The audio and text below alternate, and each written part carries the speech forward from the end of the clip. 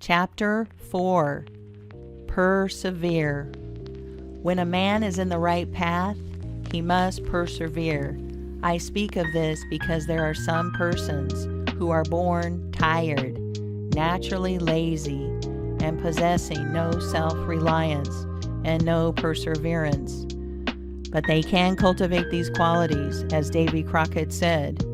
This thing, remember, when I am dead, be sure you are right, then go ahead.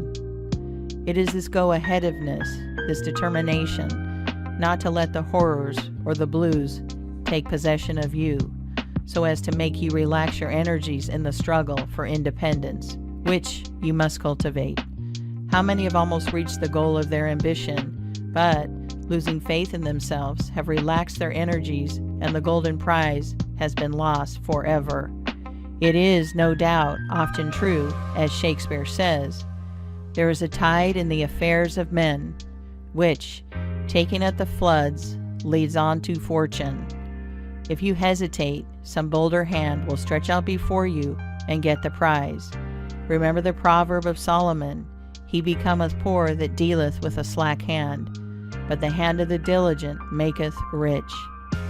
Perseverance is sometimes but another word for self-reliance. Many persons naturally look on the dark side of life and borrow trouble. They are born so.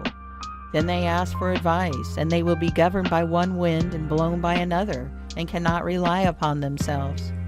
Until you can get so that you can rely upon yourself, you need not expect to succeed. I have known men, personally, who have met with pecuniary reverses and absolutely committed suicide because they thought they could never overcome their misfortune.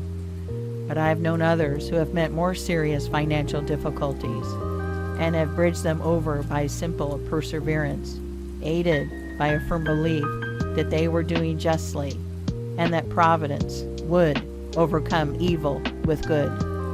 You will see this illustrated in any sphere of life. Take two generals, both understand military tactics, both educated at West Point, if you please, both equally gifted, yet one having this principle of perseverance and the other lacking it. The former will succeed in his profession, while the latter will fail. One may hear the cry, the enemy are coming, and they have got cannon. Got cannon, says the hesitating general.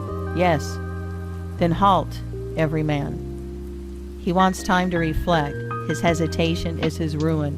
The enemy passes unmolested or overwhelms him, while on the other hand, the general of pluck, perseverance, and self-reliance goes into battle with a will, and, amid the clash of arms, the booming of cannon, the shrieks of the wounded, and the moans of the dying, you will see this man persevering, going on, cutting and slashing his way through with unwavering determination, inspiring his soldiers to deeds of fortitude, valor, and triumph.